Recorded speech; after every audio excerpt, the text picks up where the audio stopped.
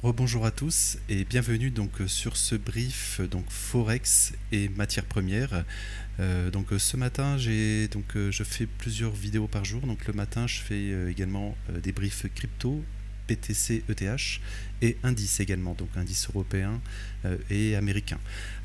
N'hésitez pas donc à vous abonner pour ne rien rater.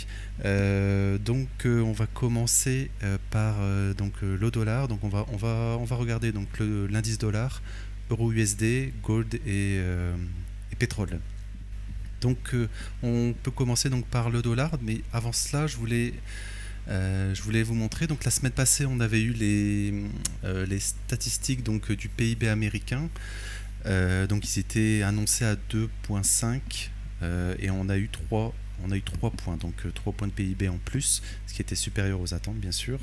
Voilà, parce que on a cette tendance en fait à comparer donc c'est important pour l'euro et pour le dollar, mais on a tendance à comparer donc l'économie américaine avec européenne. On dit que l'économie américaine est très forte et que l'économie américaine est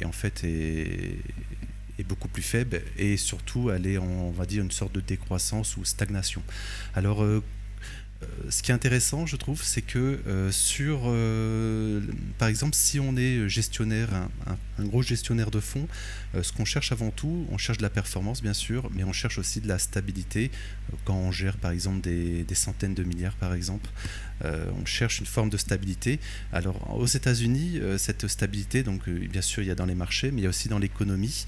Aux États-Unis, depuis quelques temps, elle n'est plus vraiment là, cette stabilité. On a beaucoup d'annonces et beaucoup d'incertitudes, alors qu'en Europe, on l'a depuis des années. Depuis des années, il se passe pas grand-chose finalement en Europe. On gagne 0,2, 0,3% points de PIB. Enfin, des fois on le perd. Enfin, voilà, ça reste très stable.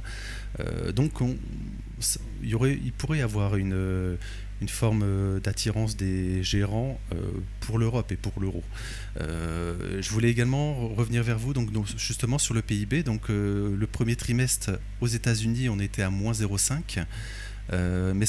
Et là, on est à plus 3. On a vraiment une hausse de PIB, mais ce qu'on ne regarde pas, c'est il faut bien regarder le détail des chiffres. Parce que, voilà, c'est juste... c'est bien beau, 3, mais qu'est-ce que ça veut dire? Donc si on regarde en fait le premier trimestre, on voit bien donc on était à moins 0,5%, mais on avait donc une consommation positive, pas mal d'investissements, et en fait ce qui a mis le PIB en négatif, c'est les importations qui étaient vraiment très négatifs. Voilà pour le premier trimestre. Par contre, si on va voir le deuxième trimestre, ici, voilà, vous pouvez voir donc la consommation est meilleure, elle est meilleure qu'au premier trimestre. L'investissement, par contre, l'investissement est vraiment en forte baisse aux États-Unis au deuxième trimestre. Par contre, ce qui a fait les 3 points de PIB en plus, c'est les importations. Et les importations, c'est très simple, c'est les tarifs de Trump, l'annonce des tarifs de Trump. Qu'ont fait les entreprises, ils ont tout simplement anticipé. Ils ont donc stocké, ils ont acheté en avance pour stocker, voilà, pour pas avoir tout simplement les 20-30% de tarifs qui étaient annoncés. Mais tout cela, ça va marcher qu'un temps. Ça veut dire qu'au troisième trimestre, ils vont bien sûr consommer ce qu'ils ont acheté ou vendre. Et donc, cette courbe d'importation va vraiment fortement baisser. Et donc, si l'investissement ne se reprend pas, on aura probablement donc un troisième trimestre en négatif, encore une fois. Voilà, c'était pour faire une petite aparté par rapport à ça, parce que ça va influencer également le dollar. Donc on va repasser sur le dollar. Donc on avait vu hier, on avait vu donc on était sur un rebond. Donc sur le dollar, on rebondit, on fait un petit rebond donc en début de semaine ici, là, hop. Voilà, en fait on revient tester ici le support qu'on a cassé. Mais il faut faire attention parce qu'en début de semaine, le momentum est assez faible finalement sur le dollar. On a pris donc le plus haut de hier, on a également pris légèrement le plus bas, ce qui fait un rebond. Je pense qu'une zone intéressante serait peut-être d'aller chercher donc ce TVG ici 4 heures. Et là, si on va dedans, si on se fait rejeter, bien sûr, on pourrait totalement spéculer donc sur une continuation baissière. L'objectif serait donc cette trendline ici, daily, voilà, court terme ici, hop. Et donc si on la casse, en fait on aurait perdu, donc ici il y a un breaker aussi, si vous faites du price action aussi, il y a une sorte de breaker, et donc si on perd ici, donc on pourrait spéculer donc sur un nouveau plus bas tout simplement. Surtout que ici on avait donc un FVG annuel, on l'a parfaitement comblé. Je vais vous le montrer rapidement. Voilà, alors si c'est visible, regardez ici, on avait en annuel, on avait donc un FVG ici, on l'a parfaitement comblé, donc on a un rebond maintenant, donc on peut très bien rebondir sur ces niveaux. Comme je vous avais dit, on avait aussi donc le retag de tout ce support ici là, hop. Donc on s'est fait rejeter avec notamment l'emploi américain vendredi. Voilà, on s'était fait rejeter ici. Tout simplement, si on veut aller plus bas, techniquement, on pourrait très bien faire donc une nouvelle jambe baissière, ce serait totalement possible. Si on perd donc le support que je viens de vous montrer, ici, là, ici. Si on perd ce support, on est en début de semaine, on rebondit, donc est-ce que la fin de semaine sera baissière? Peut-être. Donc si on perd on est en tendance baissière totalement, on est totalement en tendance baissière si on regarde. Donc si on perd ce support, on pourrait spéculer donc au moins donc cette trendline, et pourquoi pas aller à terme faire un nouveau plus bas. On pourrait même aller sur cette FVG semestrielle. Voilà, FVG semestrielle qui est ici à terme. Voilà, ce n'est pas du court terme, mais voilà, c'est pour juste vous montrer une tendance un peu plus large. Voilà, on a un beau FVG semestriel ici. Donc est-ce que ça sera un objectif? Il faudra regarder ces jours-ci. Voilà, pour le moment, à part peut-être si vous faites du court terme, pourquoi pas tenter un short dans cette FVG ici. Voilà, 4 heures. Sinon, voilà, il n'y a pas grand-chose. Il se passe pas grand-chose. Si on passe à l'euro-dollar, donc on a un peu la même config, mais inversée. Donc on a pris le plus bas donc de hier. Voilà, et là, voilà, on est dans cette FVG daily. Voilà, si on est en tendance haussière, si l'euro va s'apprécier contre le dollar, cette zone est importante. On peut, voilà, on est dedans actuellement. On pourrait peut-être encore consolider dedans, totalement possible. Mais c'est une zone très importante pour faire de la continuation haussière.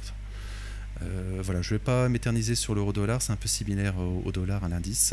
On va passer à l'or. Donc l'or, je voulais également vous montrer sur l'or dans une unité de temps bien plus grande. Donc on avait vu donc on était totalement hors de Bollinger sur l'or. Donc statistiquement c'est très très rare de continuer to the moon, on va dire. Généralement on va retester au moins la board inférieure, mais c'est dans 6 mois bien sûr, enfin il reste plusieurs mois. Et je voulais également montrer donc en annuel, c'était également très intéressant, donc une bougie égale 12 mois. Là on est totalement hors des bandes de Bollinger également. Donc là la bande elle est à 2700, je l'ai écrit, 2700 on va dire 70. Donc ça fait, par rapport au cours actuel, ça fait près de moins 20% presque. Voilà, c'est assez rare finalement je pense que sur l'or, je pense qu'il y a plusieurs signaux, on va dire techniques, pour corriger sur l'or. Alors à moyen terme. Après on peut totalement aller, comme je l'avais expliqué hier, on peut totalement aller totalement continuer la hausse. On pourrait très bien donc tout d'abord aller retester donc ici FVG Daily pour faire une continuation haussière, ça sera le point de référence. Et ensuite l'objectif en fait il y a plein de stops partout à prendre ici.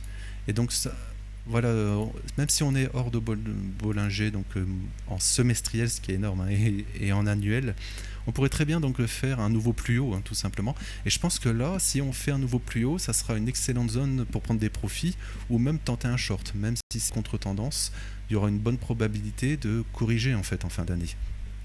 Donc c'est vraiment à suivre. Très intéressant, je trouve, l'or, mais pour le moment, pas vraiment, parce qu'on est en train de range, hein, on est en train de ranger tout simplement. Voilà, on est dans une sorte voilà, de truc comme ça, hop. Mais sinon, voilà, il n'y a pas grand chose. Je pense qu'il n'y a pas grand chose à faire. L'intraday, il faudrait peut-être attendre, oui, la prise du plus bas de hier. On n'a pas pris le plus haut d'aujourd'hui, donc pour le moment RAS.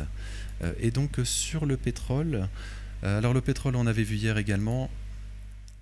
Donc on est en fait dans une sorte de range, enfin de trend, de canal descendant. On a été chercher donc le plus haut du canal, cesser le feu en Iran, on corrige. La semaine passée, on a été chercher donc le FV, alors c'était pas un FVG, pardon.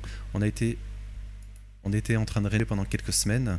On a eu donc une accumulation. Est-ce qu'on est donc dans ce fameux schéma accumulation, manipulation, alors accumulation, manipulation, et là on serait dans l'expansion. On avait vu hier, donc on était sur des niveaux très intéressants sur le pétrole, donc on a eu en fait le retag donc de ce fair value gap ici, voilà, on l'a eu, et là on a directement envoyé à la baisse.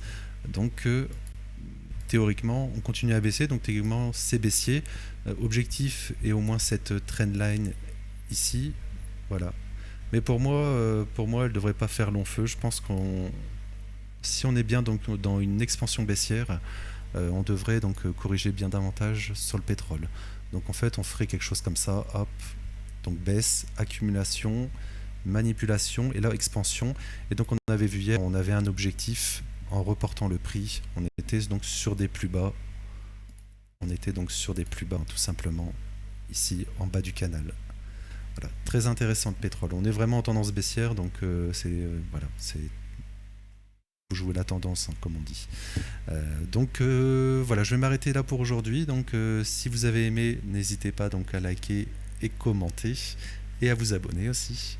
Donc je vous remercie de votre temps et je vous dis à très bientôt. Merci à vous.